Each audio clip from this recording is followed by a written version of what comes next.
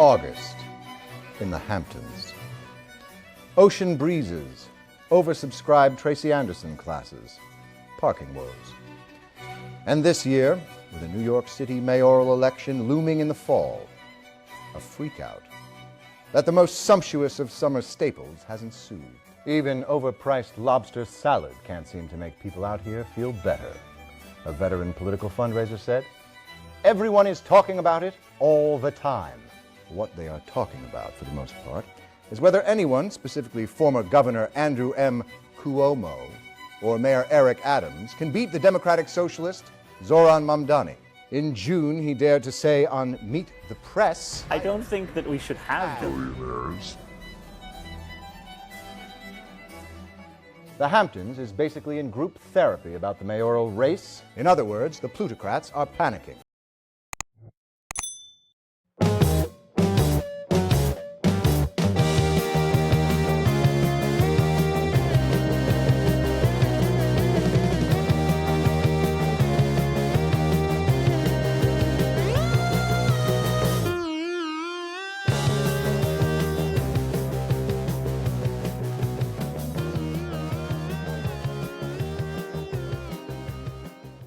All right, well, let's pivot into the writer's room. So to talk about the rules of the writer's room, how this is going to work, and we also have some special stuff happening this week since Eli is our guest. We're going to have about 30 minutes of brainstorming. We each brought 2 ideas to the table, and we are going to riff on them for a bit, see what we find, see what we like. And then after we find something that Eli, who is going to be the showrunner this week, we're going to go into the outlining. And I believe, Eli, you wanted to do like more of a series arc than a episode outline. Yeah, I feel like that because we just finished the season and because there are these huge questions that I think we need to talk through, it makes sense to kind of tackle the broad strokes first before we like crack in, because it's so serialized. You know, we kind of need to figure out where the characters are going before you can even crack an episode open. But yeah, let's go blue sky. All right, who wants to pitch first? I'm happy to do so. You can do it. So I was thinking one of the things that could be happening is that the Russells have a reputation issue, and George decides to fix it by buying the black newspaper that Peggy's ex owns. And the person that he buys it from does not realize the intentions that George has at first. So it'll be a power structure struggle, and it also replicates what's going on with like Jeff Bezos buying the Washington Post. So how does him buying the newspaper bolster his reputation? Is it like that he's seen as a progressive? He can control the story. Well, he'll be like, he'll put out that he saved the newspaper and all that, and then he gets to control the stories at this point, even though that's not going to be public. And he can put out hit pieces on his enemies. Great minds think alike, and fools seldom differ. One of my pitches was that, like, Bertha has a scandal and like through the newspapers, and she has to fight her way back to society. So it could be something that is happening within the family, and especially if we're like picking up in season 4 when they're like on the outs, it could be a coming together thing where and we know Julian Fellows loves a happy ending. A coming together sort of thing has to buy the paper, because maybe there's like a Hearst type character who's like a yellow journalist that becomes an adversary. I love that there's a new character who is playing dirty in their world and messing with their society, and you know, someone who could even probably use Ward McAllister on his side if he targets them. I mean, and they've already set that up, that you know the Russells are always being targeted by the tabloids and that sort of thing. So that's pretty cool. And then George would feel compelled to Brian's pitch to buy a paper to get into the fray, basically to start fighting back. Yeah, I mean that Hearst is could be like the Murdoch of our day. So you could get into those themes pretty well there. Maybe this was the only paper available to purchase because Hearst got the others, and Hearst didn't want the black paper. Right. I mean, there is an interesting historical question of did white readership buy black papers ever, or was it completely segregated? It's the same now as it was then. Just so you, what is it? Insecure? 60% of the audience was white. White people like to pretend like they don't do black shit, but that's all they ever do is read and engage with black media. So I'm just going to dispel that illusion. That's a myth that we can just dispel here and now. Well, I love that for this storyline then, because then you have what's his name? Fortune is was the journalist. Yes. Yeah, and he has such a fraught relationship with Peggy, but if there's like a brand new opportunity here, they might have to work together, Well, that's which interesting. And they never come in, they never really interact. So that's kind of an interesting character pairing too. that's true. That's true. And of course, if we are doing this for season 4, it's perfect timing for the Peggy story because her and Dr. Kirkland are all happy together, but now there's this huge issue of having to work with Fortune again, who Ooh, that's really good. in the station. So What's also really good about this, because again, like George is the malevolent patriarch. I could see him like picking Peggy because, like, oh, you're actually a really talented writer. Yeah, like I need you. like Like- Christine Baranski, like that is a Julian Yeah. Fellowsism. It's like, oh, you're a hard worker. everything's going to be fine for you. Yeah, totally. And then Peggy's going to have a weird, because once she realizes what he's doing, like, does she falter? He can help her get books. Right, right. When she realizes he's using the paper in this way, does she fall to the dark side? Maybe. Or, Maybe. I mean, Go ahead. oh, sorry, go ahead. No, Phil. you're the showrunner. Go ahead. I was just going to say, I mean, Peggy she's always an upstanding character, and I feel like she would probably quit before she sullies her own kind of moral compass. I don't know. I mean, that Yeah, would be. I mean, we can introduce a character, and maybe it's Fortune who does it, right? And like he starts to get captivated, or we introduce a new character who is like that, and like she gets pulled along but never goes the way. And the way Julian Fellows would probably do it is then she would just say it to George, and he'd be like, "Thank you so much for bringing that to my attention. We will fix this post haste." That's true. That's true. Yeah, he would be like, no, of course. There's another interesting element, which is like the whole tension that Felicia Rashad had with Peggy. I mean, aside from her sullied background, quote unquote, was like she's going to be too busy being her own woman to be a good wife to you. True. And if she's running a newspaper, I mean, there's some great tension there to play with. So where's Bertha in all this, though? I feel like we're missing our main hero villain. Well, it's your turn to pitch, but I do have a Bertha pitch. You go, Brian. Well, and you this go. was my Bertha pitch, was that she's like sullied, so that's how George has to like work with her in order to like, this is the reason why George does it, and it's how they work through their issues. So this was my Bertha pitch. So just to dig into that, so she's sullied because there were rumors of divorce, or sullied how? I hadn't thought about what the scandal was. That's a great The question. divorce rumor is not bad. Yeah, the divorce rumor is not bad. And I mean, we could even play off of the Because sort that of forces them to work on their relationship and separates them from their inspiration character. right, and that they have like a dollar princess, and it's like she'll do anything to get it. Like even framing her as like a social climber who would pimp out her own daughter, which is technically true. It's true, and they never really dug into that with Ward McAllister's book, like how much Right. Bertha was sullied. But I think, yeah, I mean, if we open with they are under the shadow of rumors of divorce, and not helped by the fact that Bertha just broke the rules on divorce. You know, she Right. allowed divorced women. It's like, oh, Oh, she probably that could definitely be the smear. That could be the smear. That could be the big angle. that could totally be turned against her. That would start hit pieces. Yeah, exactly. I love that. And then if there are rumors that he left right away and that blah blah blah, he's seen living at the club, like then obviously they're going to think. So if she's under the shadow of your husband's going to divorce you, and there are all these rumors flying, what action would she take in the face of this? I have something. We'll see how you guys react to it. So this is my second pitch. She is ruthless. When you want desperately for people to accept you and they just refuse to, she's the type of person that goes, fine, I'm going to control you. And so runs for city council. Like, you don't want to be my friend, then I'm going to control the rules over you. And I looked into it. Yes, the suffrage movement wasn't to the 1920s, but there were several examples throughout the United States of women rising to seats of power. And small local office was definitely possible. That she would have less responsibilities, Okay. but she could do it. And she would have to then win over the men over the women that rejected her, because the women don't get the vote. She can appeal to the men. Right. Okay, so I don't know if I believe that she would run for any sort of office, but I buy that she would pick a pawn to run on her behalf, basically, like a proxy. I mean, it's interesting because we don't really touch the direct politics of this world very much in the show. So That's I wonder true. if but you know, there's tons of people, whether it would be maybe Oscar Van Ryn or He does this. That's a really, I had never noticed that, but you're right. Julian Fellows doesn't really get into politics too much. yeah. So maybe we put a pin in that. You said Oscar's the closeted one. Yes, Is that's that right. who Oscar you is the offered for closeted it? one.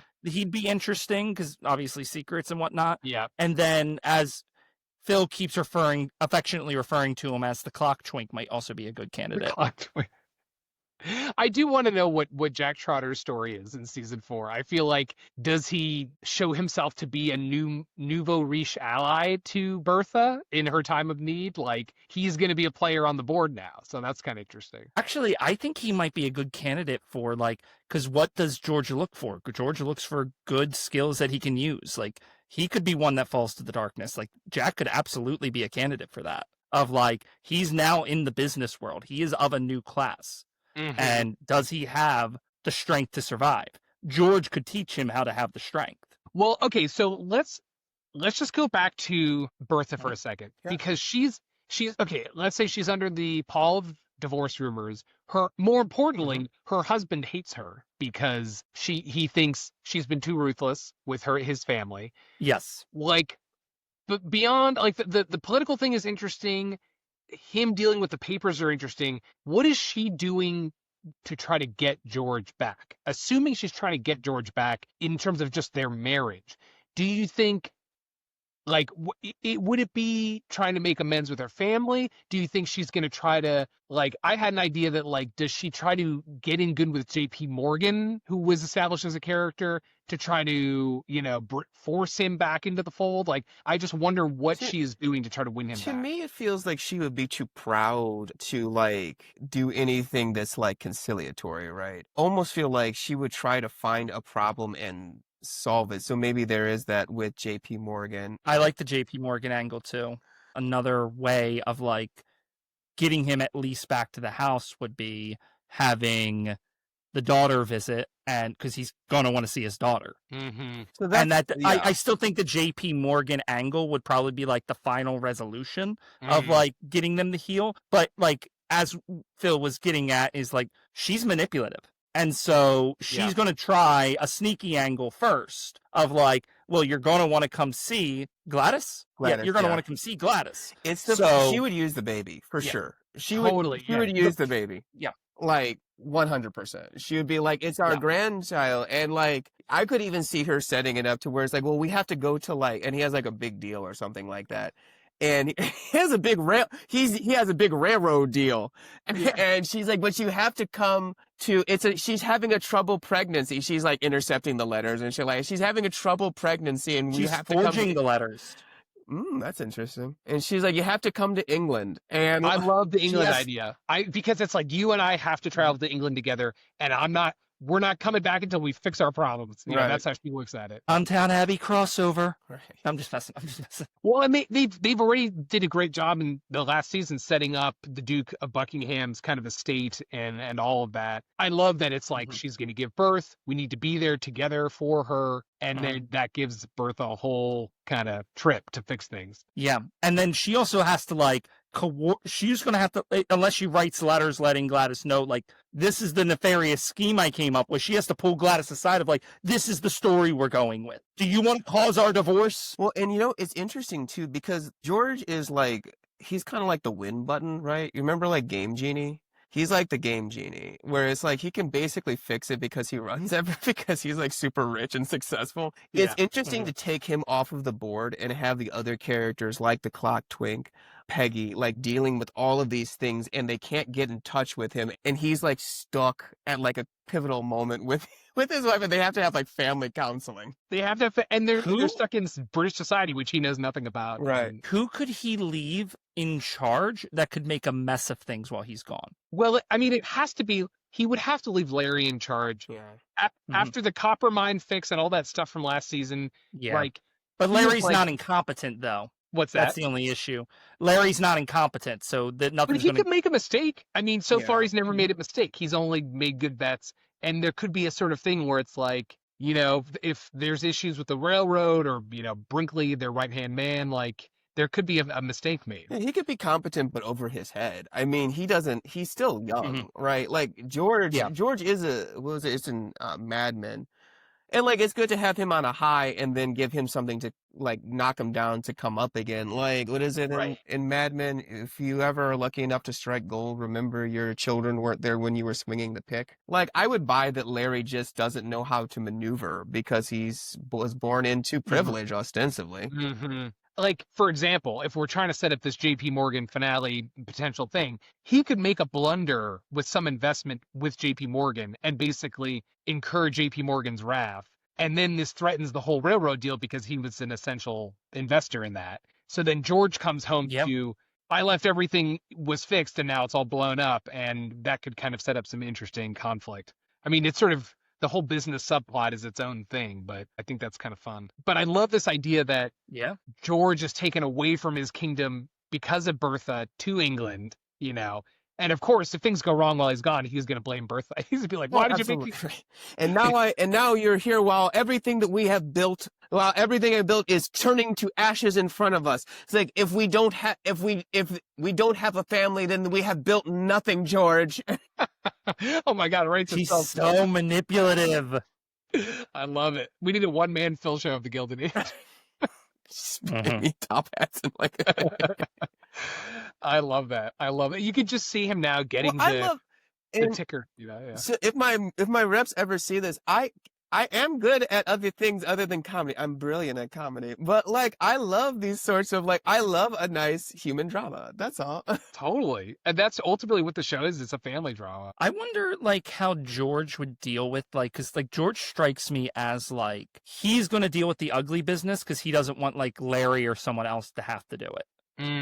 He's kind of sees himself in that way of I deal with the darkness so you don't have to. So I wonder, I don't know. I just feel like there's something to play with there. That's an interesting thing to get at. If Larry's left in charge for this trip, he may see some skeletons buried in the closet that he didn't, I mean, this is Gilded Age, so you can't go too dark, but you can have a sense of him being like, is this? He finds a picture of his of Bertha showing her undergarments. And it's just a shirt that's down to her knees. No, down to her ankles. It's like, she exposed her bare ankles. You didn't tell me that mother was a strumpet. That's a direction, Phil. That's a direction. There's your comedy proclivities. Yeah, it pops out every once in a while. But yeah, no, I do like it. Yeah, it can't be too skeleton-y, but I mean, what if we bring back the suicide? It's you drove a man to suicide. That was does Larry know about that? I don't think he does. I don't think so. I feel like in the earlier seasons he was really kept less agency in that regard. But there is something interesting there about what is Larry's kind of coming of age moment in a way. Because if you do it that way, you can be if he finds out about this, he could be wait, this is what it takes to succeed. This is how you built. You live in a mansion, but it was at the cost of another man's blood, right? Another man spilled blood so that I can drink wine. Mm-hmm. Well, I mean, it could also be Larry's convinced he's going to do it his way, and he's banging his head against the wall, about to lose it all, and then this is when George returns, sweeps in, does the dirty deeds, and settles it all.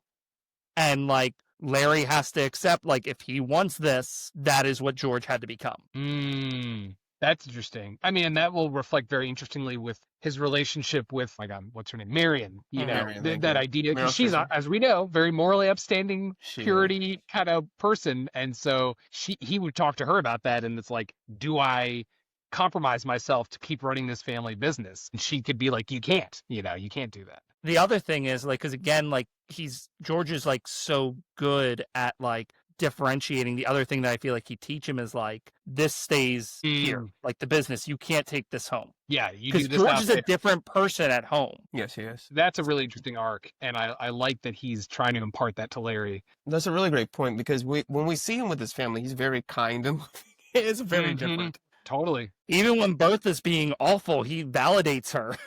He is. I don't know if enabling's the right word, but he is who she needs. I mean, and while we're on Larry, but to bring it back to Bertha, I mean, interestingly, because they had pretty much the same falling out, where Larry is you're always trifling, you're always messing with us, and he's living at the club too, right? I wonder, how does Bertha and her son's relationship change in the season?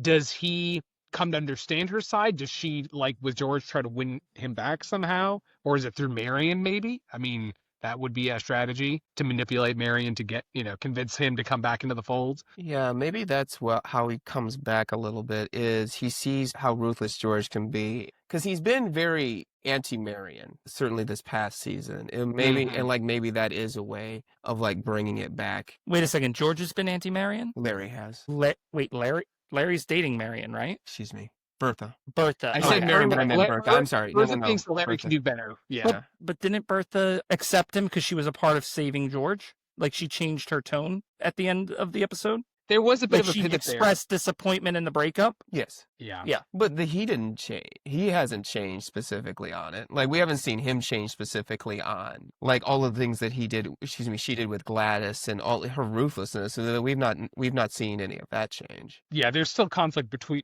Larry and Bertha for sure. But yeah, I mean, it's interesting. I mean, basically, Bertha is coming into this season having to try to reconnect her entire family. I mean, that's sort of, I feel like. I mean, she could go to Larry at first, and he was kind of like, yeah, I mean, you made your bed, you made your tastefully adorned bed, now you have to sleep in it. Well, or rather, our maid made your bed, now you have to sleep in it. Exactly. What else? What else should we hit? So what's going on in like Marion's world, and what's going on that side of the street, right? On the Van Ryn Brooke household. That's right. Well, I mean, to me, the most interesting story to pick up there. I only pitch for the Russells. What's that? I said I only pitch for the Russells. Yeah, you only pitch for George. He's your favorite. Yeah, exactly. I had a Bertha pitch. You have a Bertha pitch.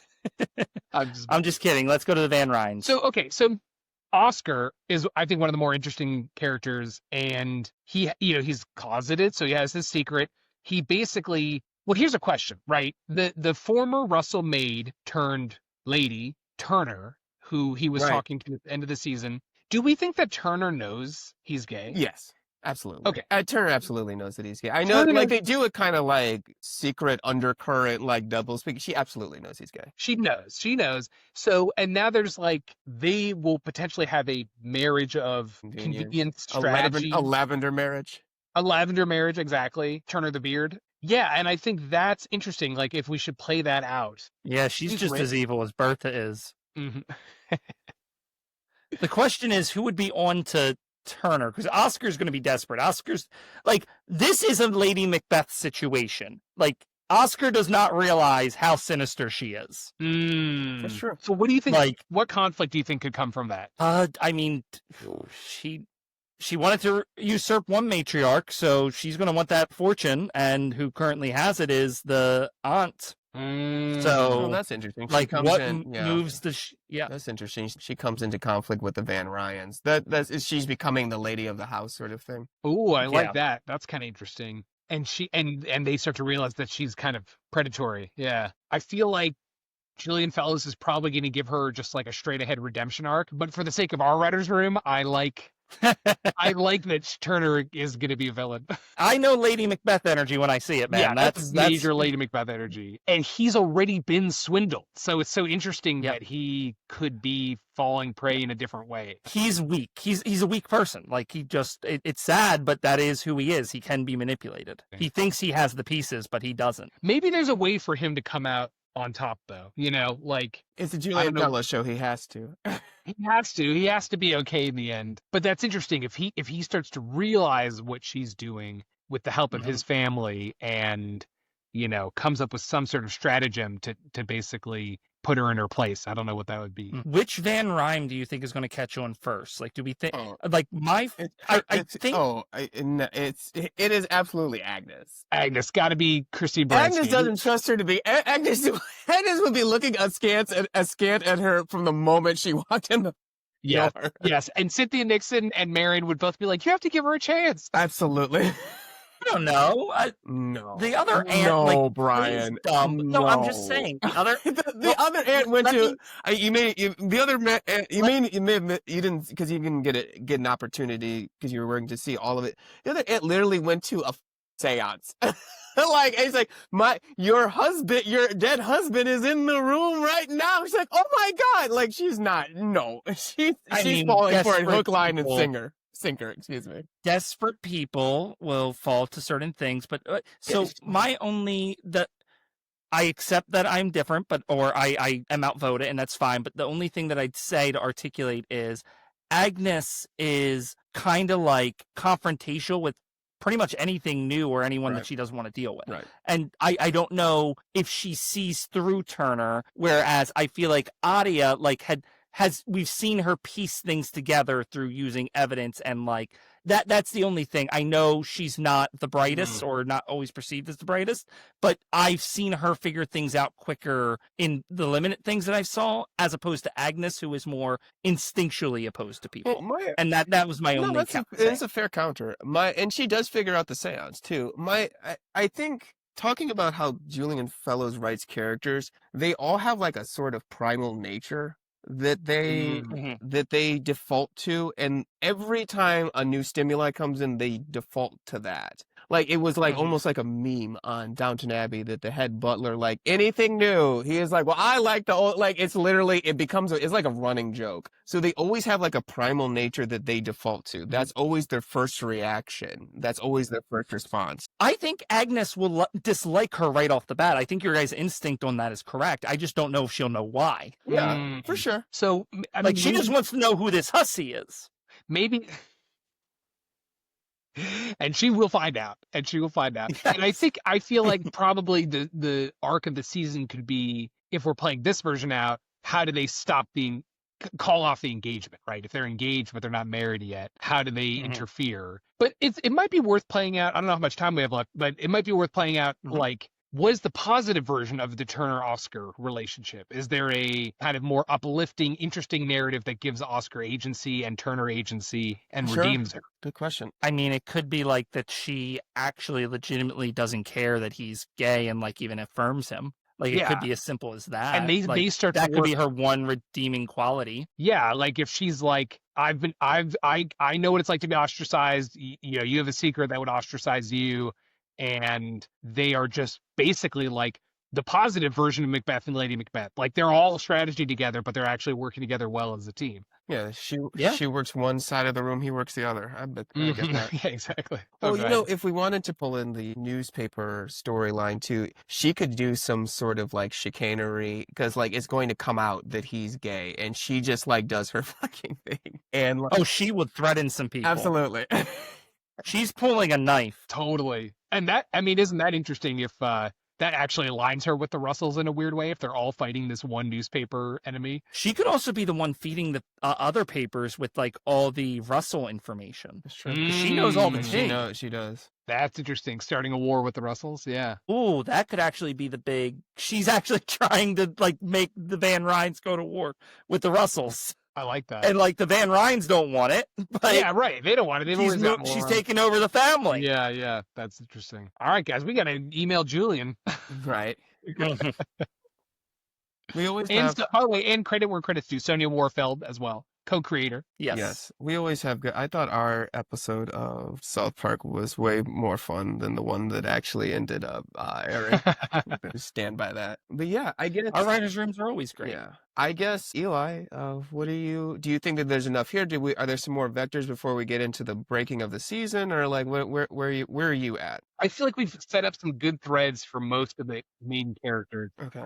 Ensemble. Yeah, no, I feel like this is good. This is a good starting point. I was going to pitch an option. And Eli, if you have a different way, typically seasons are 8 episodes, so we can just do like number them real quick. We won't go into super long detail, but we'll beat out like what roughly each episode would be doing. Does that make sense? Yeah, that makes sense. It's funny watching this. It's bringing me back to my writer's assistant days, and I'm like, I know that feeling. Yeah, this is my least favorite part of the show, but we need to get an intern. There you go. A few more subscribers before we get there. We're about to break 400. Like and subscribe, everyone watching. Okay, so I mean, maybe what would make sense is to track this through the Russells as the core, because they're kind of the backbone of the show, and then everyone else we kind of coordinate around them. But they're not going to go to England yet, so I think the first would be like, this is fallout from the ball, you know, and the divorce. I guess what's the word? Scandal. Fallout from the ball, And I think, yeah, we see our first introduction to the Hearst-like enemy, That makes sense. Yeah, there's an onslaught from the newspapers on the Russell family, Mm-hmm. which leads George to buying the paper. Black-owned newspaper. Mm-hmm. That's a great Okay. twist. And I think just tracking their own relationship, I feel like George and Bertha have never been on worse terms. Like Yes. he's trying to get him back, but he's like, I'm fixing all these problems that you created. So Yep.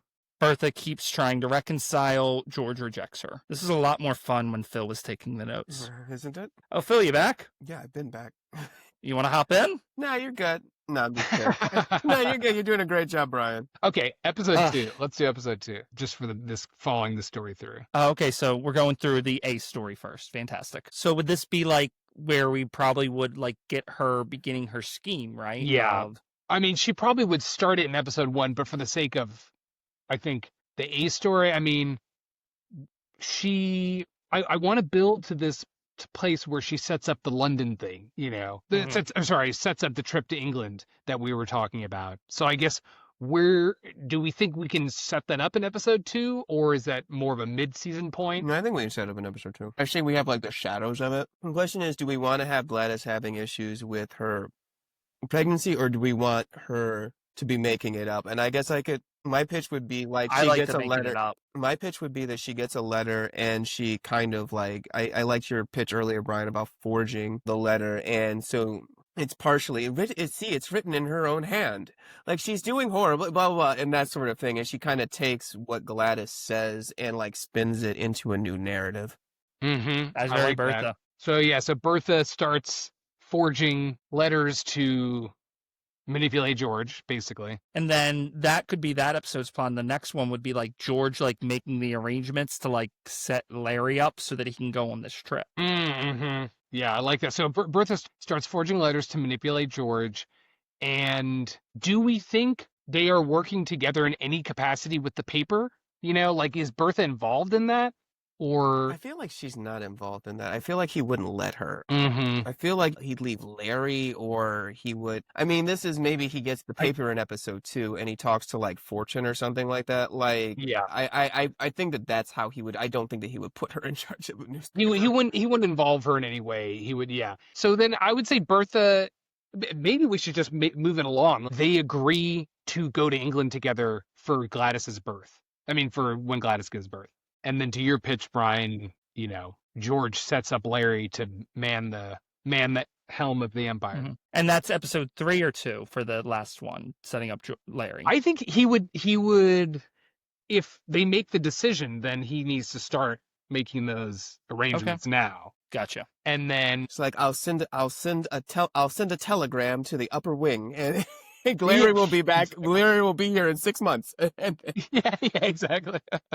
And then I'm just thinking about the rumor, that thing we had about rumors of their divorce. If those have been swirling in episode 1 because of the paper. I feel like Bertha tries to like get ahead of it, but she can't. It's just too pernicious because he's got a newspaper and like none of her wrangling is working. Mm-hmm. We could see her struggling to socialize. Yeah. Like, because you were trying to figure out how to make her active in this episode, I think. So it could be like her going to like normal social functions and completely being disrespected. Maybe she's going to try to, do something on the suffragette front or do something on some sort of social cause, but no one cares about that. They just want to talk to her about her divorce. Okay, I know we're not doing it. Just imagine like her actually going against the suffragette arc or suffragettes, and then like that's what gets her like a city council seat. Like she's anti-voting rights. That's some. I'm just saying. I mean, that's some Marjorie Taylor Greene shit.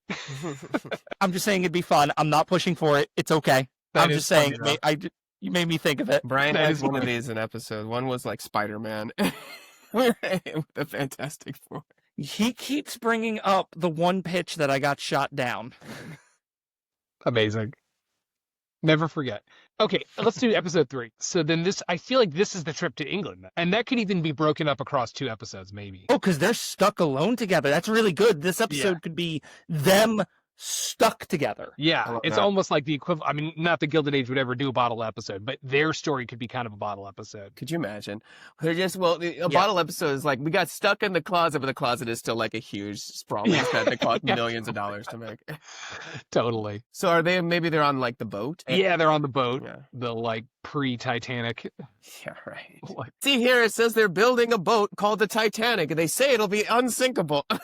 that's right. They're on the boat and basically like cannot reconcile their differences, right? I mean, or his feelings. I mean, we would have to find a way to advance that story in a way that hasn't been done before. But I think that's the gist of it is she thinks she can solve it. I'm going to throw a curveball here. What if this is when he discovers that, like, the letter is forged? Ooh, I like that. I like that. She hasn't changed her ways. If we do that, can they actually start to bond at first again? I like that. The isolation is actually causing them to come back together because George does love her. Yeah, and it's that idea of like away from the business, away from New York society. It's just them. They do actually still love each other, or they have that chemistry still. I love that. Yeah. And then amidst it all, he finds some evidence of the forging, or whatever it is. George can be upset because like he wouldn't have left Larry before he was ready if not for this. If not for this, yeah. Larry wasn't ready. This is not Gladys's script. Gladys's loops are like this, and I know this because it's the Gilded Age, and we have plenty of time to examine things like this. Exactly. There's no television. Exactly. So at this point, then, are things starting to come off the wheel a little bit for Larry? I wonder if I'm trying to think about the rhythm of the show, but I feel like he could be faced with a bunch of issues in episode 3 and make a bunch of decisions, maybe with Marion's help. And we're going to see the fallout of that in the next episode. Right. Like he's going to think he's doing all the right things. That's true. They would build it up. He You're right. thinks he won. Yeah, you're right. They would build it up. Everything feels resolved. Right. Feels resolved. He's like, I outsmarted JP Morgan or whatever the issue was. Well, that would be for the episode break that day. But, Yeah, no, to your point, Eli, they would comment on it. They would say like, oh, he's not ready. And then you would see like the beginnings of it. That's usually how like a Julian Fellows show goes. It's that kind of, slow build rhythm. We would know by the end of the episode, all right, something's probably bad's going to happen with Larry.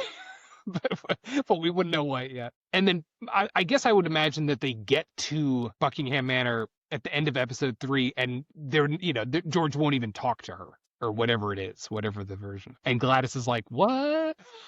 Do you think he'd put on an act though for Gladys? Like not like an act of like affection for his mother, but like when he sees her, don't you think he'd like do a little switch flip? But like later, like there'd definitely be scenes where like he's obviously being cold to. I like Bertha. that. Like he's trying to keep up a front, but Gladys can see through it. That's more subtle. Mm-hmm. Yeah. We're at episode 4, I suspect. Yeah, episode 4. So this is the England episode. So I mean, here's a question: do we think Gladys gives birth? I mean, like in this episode, is that the time jump we're on right now? Yeah, I feel like she should. Could she go into labor earlier than she's supposed to? Then it's kind of like cosmic, like if Bertha didn't do this, they wouldn't have been there. That's kind of interesting. Yeah. Oh, I thought you were going to pitch that all the fighting that causes stress for Gladys causes her to go into labor. That's what I thought too. I mean, because that's something Julian Fellows would do. Is like the stress of our argument has caused our daughter to go into labor early.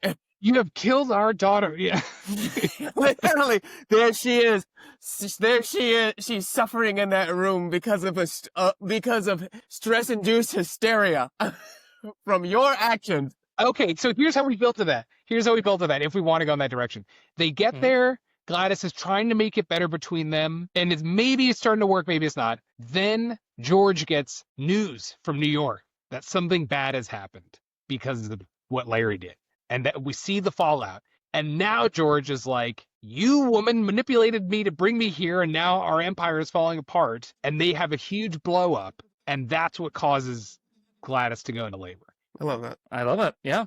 Do they come together to help deliver the baby though? I think they don't. I don't think that they. Really? I don't think they let Bertha in. I think that they just. Oh, interesting. I think that that's how they punish her. Is like you're not allowed to come in, and she thinks it's going to be good. Gladys still loves her though. But Gladys is going to pick sides? I mean, it is messed up what she did. It is pretty easy to pick a side. Yeah, Who was she forged a letter. She pimped her out. Like, I feel like Gladys would be like, tired. I just had stress-induced hysteria. I do think that they've had movement, though, on their relationship. I don't know if they would. And, like, the baby's there. Like, they're going to want to be in Forgiving because they're going to be in all of the baby. Halfway through the season, we can't reconcile it this halfway through the season. That's no. I'm like there has to be. It doesn't have to be that they won't let her see the baby, but like I don't think that they're reconciling over this because we're also too early in the season. It's interesting because I mean, when George was shot, it was very much like, okay, in life-threatening situations, everyone comes together, right? Mm-hmm. Like, if only for that moment. So I could see a version where like everyone helps Gladys get through the labor, but then it's not like it solves anything. Right. You know what I mean? I agree. Yeah, for sure. I also wonder in those times, the men weren't allowed anywhere near the woman when she was giving birth, right? Yeah, no. I think they're supposed to be in another county, especially in England. Yeah. You have to go to a gentleman's club in London while your daughter's giving birth. Oh, then that actually is interesting. Hold on. So how about this then? If he's not supposed to be there and George cannot help, he now has to turn the birth in and is like, it's you now. You got to go in there. Like, you got to deal with this. Yeah. And like he now has to trust Bertha with delivering his grandkid because they can't get a doctor. I don't feel like a duke. Well, I feel like a duke would have doctors and midwives and all of that sort of stuff at their disposal. But maybe there's a storm or something. I'll buy that too. I mean, there is something interesting to the complexity where George sees that Gladys needs her mom and that she's going to be there as the mom. Yes. And he's kind of like, as much as I hate this woman, like I also still love her and she is the mother of my children. Like there's a little bit of that buys her a little bit of goodwill. Maybe it doesn't solve anything. Yeah. I mean, I like the idea that she trusts her in that, like, but that doesn't fix anything. I guess that's the thing that I'm talking about. I don't think that it should fix their problems. Right. Like, I'm fine with that. I just don't think that it should fix their problems like that. Like, especially not at this point in the season. I just think that that's like, we're kind of like getting a little bit ahead of ourselves. That's all. No, that's fine. I'm just trying to give George conflicting emotions. Yeah. I think I feel like Gladys needs Bertha. George has to give power over to Bertha to help get through this crisis moment, and it works out, obviously. And he has to admit that she did a good job. We can still have a scene like while she's delivering, like he's off fuming with the Duke, like cursing Bertha's name, like. But he has to trust Bertha in that moment. He's not allowed to help. They're in the absinthe parlor. Yeah, my thing is just this, and this is to be clear. I do think that we should have a moment where Bertha thinks that this has, like, okay, things are solved. And he goes, nothing has changed. She needed a mother. I let you do this, but nothing has changed between us, sort of thing. I love that. That could be like end of the episode as they're going back to America together. She kind of turns to him in that moment of like, we're going to start afresh now. We have a grandkid. And he's like, no. That's brutal. And it follows like a scene where they were both holding the baby. Yeah, I love that. And it looked all nice and beautiful. Great. Yeah, that's great. I want to see George hold the baby. I want to see them hold the baby. Oh, Bertha gives George the baby. No, that's good. She hands him the baby. You like and that? So they get to have that moment together, and then they go into Phil's part. I like that. I like that. That's fun. So that's which episode? That was 4, right? Yeah, we're on 4. We got 4 more to go, Eli. Okay, so episode 5. So let's think about this. They've returned. The business empire is in crisis. Larry made a mistake.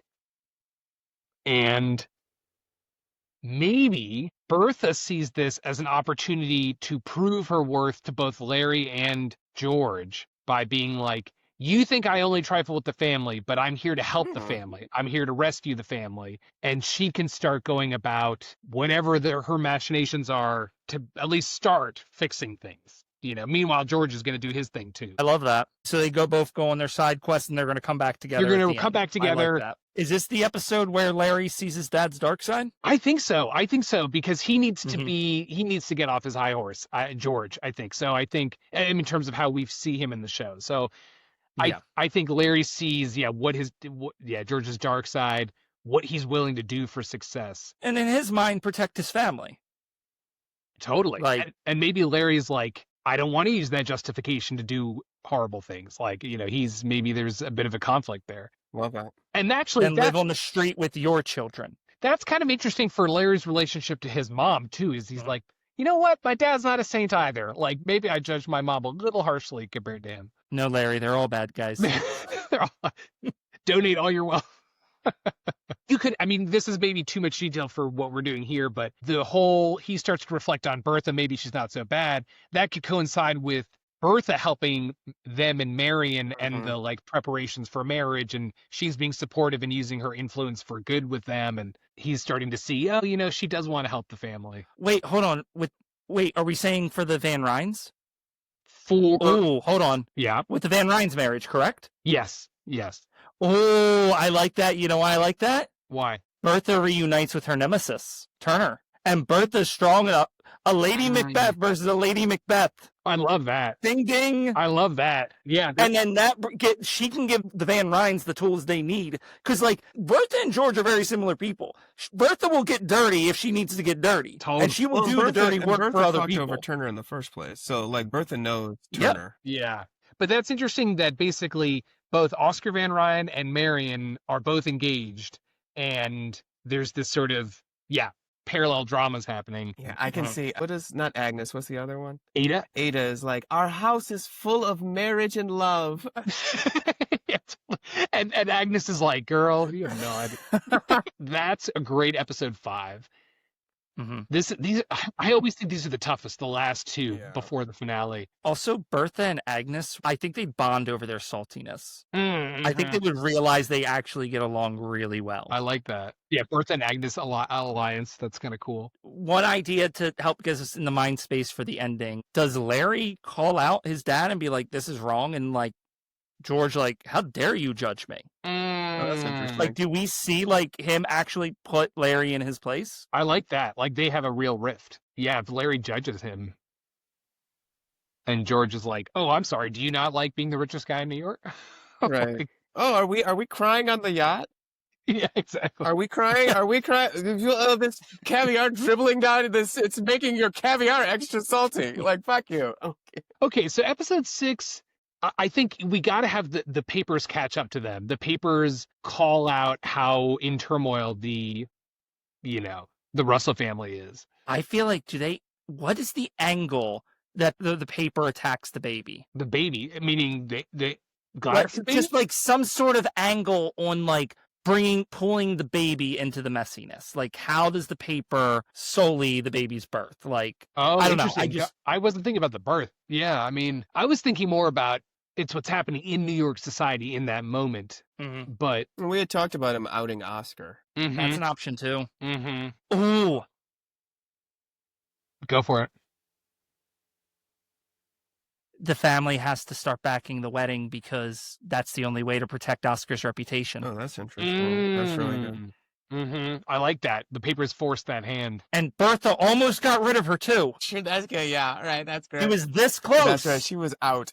She was out. And then something has to happen. George, things can't be going well for George on his own. You know what I mean? Sure. Like, we're ultimately building to Bertha saving him in episode 8. Well, is there something with the JP Morgan or whatever business deal it is, and he can't, I mean, it's possible that he can't get it out because he's also plagued by his thoughts and stuff like that, and he's not able to, like, maneuver, and he's like, you went to England to see the birth of your child? George, I suspect that you may not have what it takes to build this railroad and connect this nation. Right.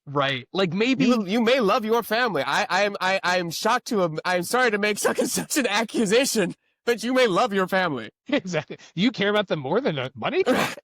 That's crazy.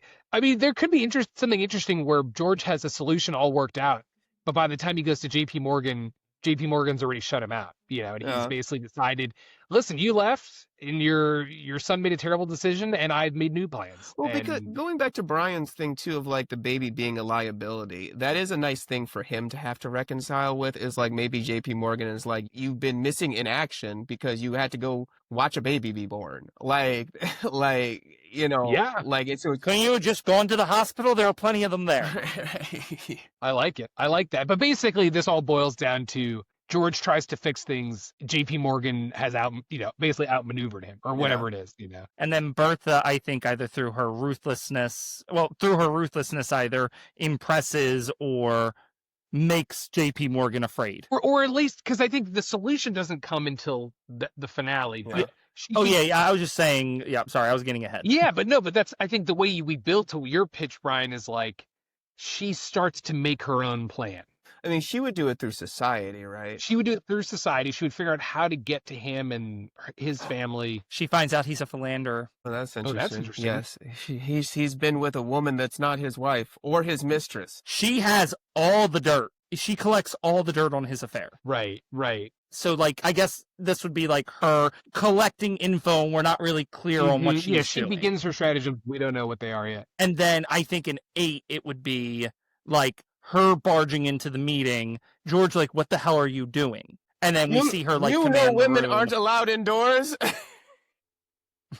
Well, and I think the show, it always has to be through the lens of society and glamour. So I feel like, we ended the last season with the Newport Ball. This season ends that's a good point. maybe with the wedding or something yeah. that is she uses to basically set up JP Morgan and her husband to figure out what they need. Well, to I figure mean, we're making this up. So is it like Larry and Marion's wedding? Like, I love it. She's just Oh, doing yeah. that, and like JP Morgan, and she like comes in, is like, I don't know which invitation. I'm sorry, I'm such a dumb bubble-headed woman. I don't know which invitation to give it out to Mrs. Such and Such or Miss Such and Such because your wife is this, but you've had communiques with that. And he's like, and then George goes, I can't wait to have sex with you under the covers in pitch black dark.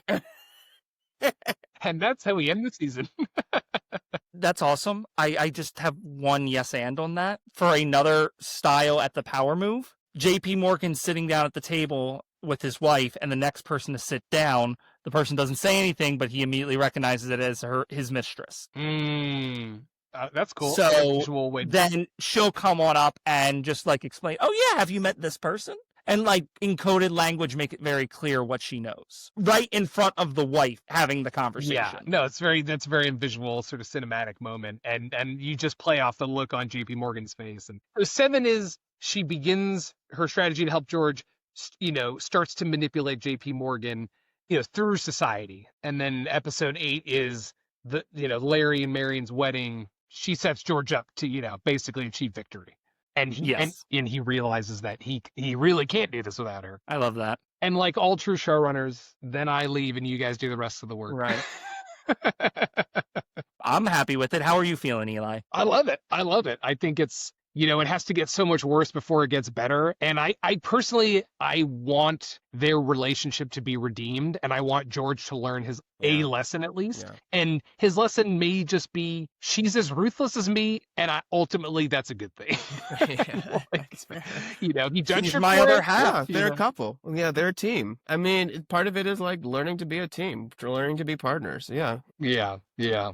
That's great. I mean, there's so much to talk about with this show, but I feel like we kind of attacked the most important part. And I mean, I loved all of our pitches up front with like Peggy. And there's a lot in there. And I feel like a full season outline would have, it would be 20 pages of different. Yeah, there's a lot to interweave and move in and out. Exactly. That's the genius of the show, I think. So anyway, no, but I feel great about this. We didn't even get to Mrs. Astor. I love it.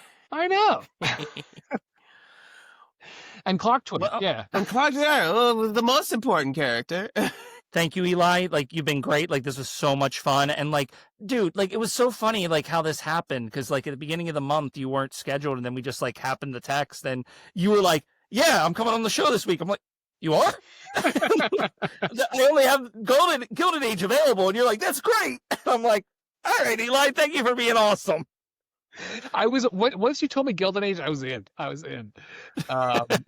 And so thank you to Phil for picking this app for us to do. Oh no, killed it. But yeah, this is great, guys. I love the amazing questions all the way through, and I think a lot of great lessons for writers out there. So I think you're doing great work. So thank you. So do you have anything you wanna, any of your socials, like anywhere, any things you want to plug or? Oh my gosh, I don't really like. I mean, you're allowed. I would say, social media is a bane on my existence that I'm addicted to. So I'm not going to plug it. I'll just say you can find me out there if you want to find me out there. And I'll just say that Tony McNamara has some cool shows coming down the pike that I hope you watch when they come out. But they are still in development, so I don't want to talk about them too much. Fair enough. No, we get that. Can't wait to see them. Whenever we complete and whenever we finish, we let the showrunner say pencils down. So Eli, so you got to sign off the show. All right. Well, Brian, Phil, good work, and pencils down. Remember to put your notes and pitches in the comments, and we'll read our favorites on next week's show. And hey, while you're at it, why don't you hit that subscribe button? Let's build this community together. Oh, also, the bell icon's there, so why don't you ring my bell so that you never miss any updates? And the like button too, Phil. That's important. Oh, right, yes. Thank you, Ryan.